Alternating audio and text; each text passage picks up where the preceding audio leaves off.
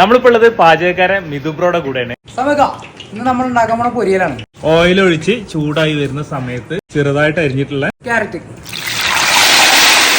മിഥുനെ, വെളിച്ചെണ്ണ ചെയ്താലല്ലേ ഒന്നുകൂടി ടേസ്റ്റ് കൂടുക? വെളിച്ചെണ്ണ ടേസ്റ്റ് തന്നെയാണ്, പക്ഷെ പറഞ്ഞിട്ട് കാര്യമില്ല. ഇപ്പൊ വെളിച്ചെണ്ണയുടെ വില ഒന്നാമത് ഭയങ്കര റെക്കോർഡ് വിലയാണ്.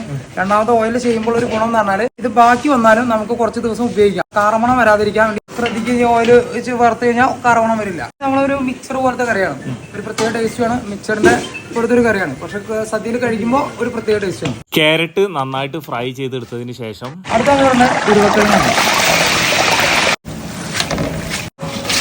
ക്യാരറ്റും ഉരുളക്കിഴങ്ങും കട്ട് ചെയ്തതുപോലെ തന്നെ സ്ലൈസ് ആയിട്ട് കട്ട് ചെയ്തിട്ടുള്ള ബീട്രൂട്ട്. അടുത്തായിട്ട് നമ്മൾ ചേനയാണ്.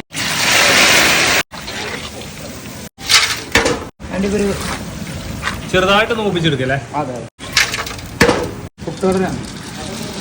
നമ്മളത് ചെറുതായിട്ടൊന്ന് മൂപ്പിച്ചെടുത്തില്ലെങ്കിൽ ആ കറിക്ക് ഒരു ടേസ്റ്റ് കിട്ടില്ല. കപ്പലണ്ടി ഡ്രൈ ആയിട്ട് വറുത്തതല്ലേ? അതെ അതെ.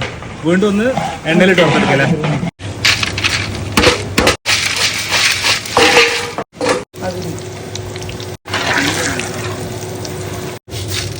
കറിവേപ്പില ഫ്രൈ ചെയ്തെടുത്തത്.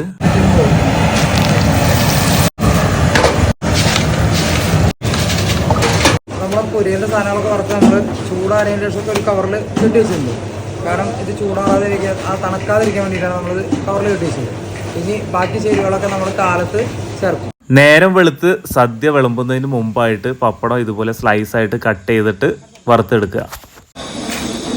രാത്രിയിൽ നമ്മൾ ഉണ്ടാക്കിയിട്ട് കവറിൽ കെട്ടി വെച്ചല്ല, അതൊക്കെ വീണ്ടും ഒരു പാത്രത്തിലേക്ക് മാറ്റിയിട്ടുണ്ട്. അതിലേക്കാണ് പപ്പടം പൊരിച്ചിട്ടുകൊണ്ടിരിക്കുന്നത്. ഇനി കുരുമുളക് പൊടിയും അതുപോലെ തന്നെ ആവശ്യത്തിന് ഉപ്പും ചേർത്തിട്ട് നന്നായിട്ട് യോജിപ്പിച്ചെടുക്കുക.